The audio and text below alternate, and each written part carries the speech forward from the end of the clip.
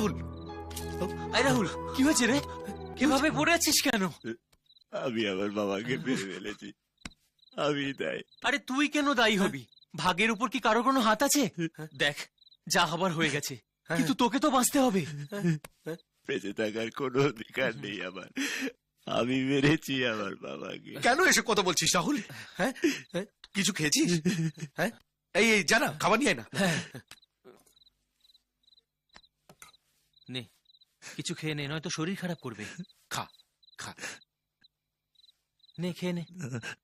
খা না, খা, খা বলছি। খা। প্লিজ কিছু খেয়ে নে। প্লিজ কিছু খেয়ে নে। খা, নে নে, খেয়ে নে একটু। এই পাগল হয়ে গেছিস? না খেয়ে মরবি নাকি? তোর কি মনে হয় তুই এরকম করলে কাকু আবার ফিরে আসবেন? নে নে নে, খেয়ে নে বলছি। নে, খা খা, খেয়ে নে। খা। এই তো, খা। একে নিয়ে তো মহা মুশকিল হলো। এদিকে তো আমাকে গ্রামের বাড়ি যেতেই হবে, ওখানে কিছু জমি জমার কাজ আছে। আর তারপর জানিসই তো আমার বিয়ে। কিন্তু একে এই অবস্থায় এখানে ছেড়ে যাওয়াও যাবে না।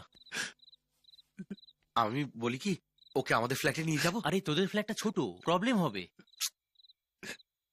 রাহুল, তুই আমার সঙ্গে গ্রামের বাড়িতে যাবি? আরে ঘর থেকে বাইরে বেরিয়ে দেখ না, নতুন পরিবেশে মনটাও হালকা হবে। আর আমাদের জয়েন্ট ফ্যামিলি, কাকা জ্যাঠা মিলিয়ে বাড়িতে অনেক লোকজন, সবার মধ্যে থাকলে তো নিজেরও ভালো লাগবে। কি বল? তাই তো, যা রাহুল, কটা দিন বাইরে থেকে ঘুরে আয়, তোর ভালো লাগবে। যা।